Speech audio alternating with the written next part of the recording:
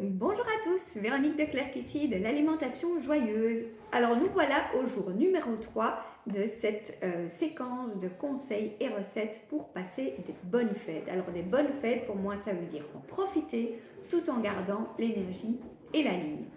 Alors on a déjà parlé pour les deux premiers conseils de ce qu'il fallait faire avant les fêtes. Aujourd'hui, on plonge au cœur du repas de fête. Alors pour ce repas de fête, si vous avez entendu les deux premiers conseils, euh, vous savez que je ne suis pas là pour vous dire ne mangez pas ni la bûche, ni le plat, ni l'entrée. Voilà, on n'est pas là-dedans. Euh, J'espère que vous avez fait votre petit exercice du jour numéro 1 avec ce qui compte vraiment pour vous.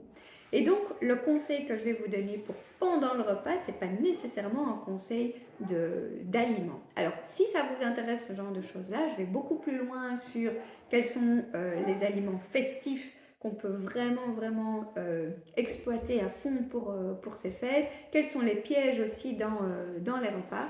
Donc ça, c'est des choses que j'aborde dans le programme Bonne Fête, un programme vidéo qui va plus loin sur tous ces conseils justement avant, pendant, après les fêtes pour passer des bonnes fêtes sans prendre du poids. Alors ça, c'est autre chose. Aujourd'hui, je vous parle de ce qu'on peut faire pendant le repas et qui n'a rien à voir avec l'alimentation ou en tout cas pas directement avec les ingrédients.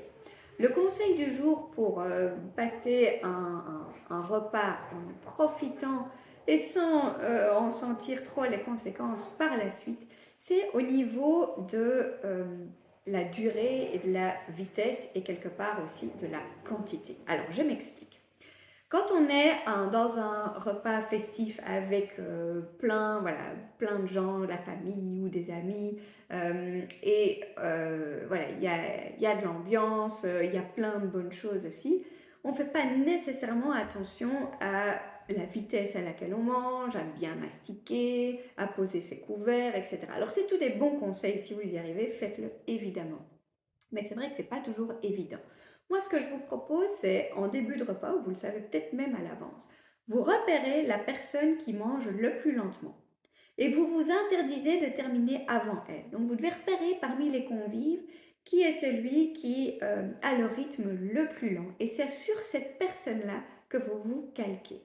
Pourquoi ça? Parce que ça va déjà vous permettre de ralentir le rythme et aussi de laisser le temps à ce sentiment de satiété d'arriver. Si on mange vite et sans être vraiment très attentif à ce qu'on mange, en fait, vous allez pouvoir dépasser très largement votre seuil de satiété. Si vous ralentissez le rythme, vous allez déjà en fait vous aider vous-même à ressentir le côté en fait c'est bon, j'ai assez. Donc au niveau de la gestion des quantités, c'est le moyen le plus facile que vous avez. En plus, c'est discret, vous n'avez pas non plus à faire des trucs bizarres à table parce que vous ne voulez pas manger ni trop vite ni trop. Vous repérez la personne qui va le plus lentement et vous vous calquez sur elle. Alors, si à cause de ça, enfin, ou grâce à ça, je veux dire, vous rendez compte que finalement, vous avez plus faim et qu'il y a encore quelque chose qui reste dans votre assiette, accordez-vous aussi le droit de laisser des choses dans votre assiette. On est souvent mal à l'aise par rapport à ça en disant qu'est-ce que l'autre va penser, que c'était pas bon.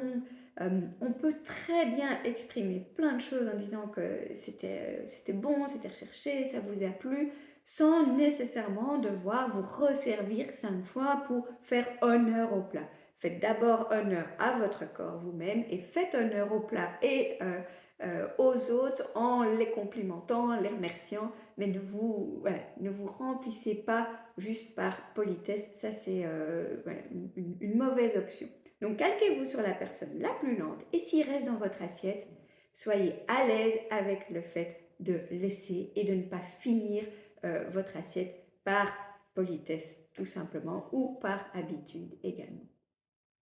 Donc voilà pour ces conseils d'aujourd'hui de pendant le repas. J'espère que vous y penserez et que vous aurez juste une micro-pensée pour moi au début de repas en repérant la personne qui va le plus lentement et que ça vous aidera de nouveau à en profiter.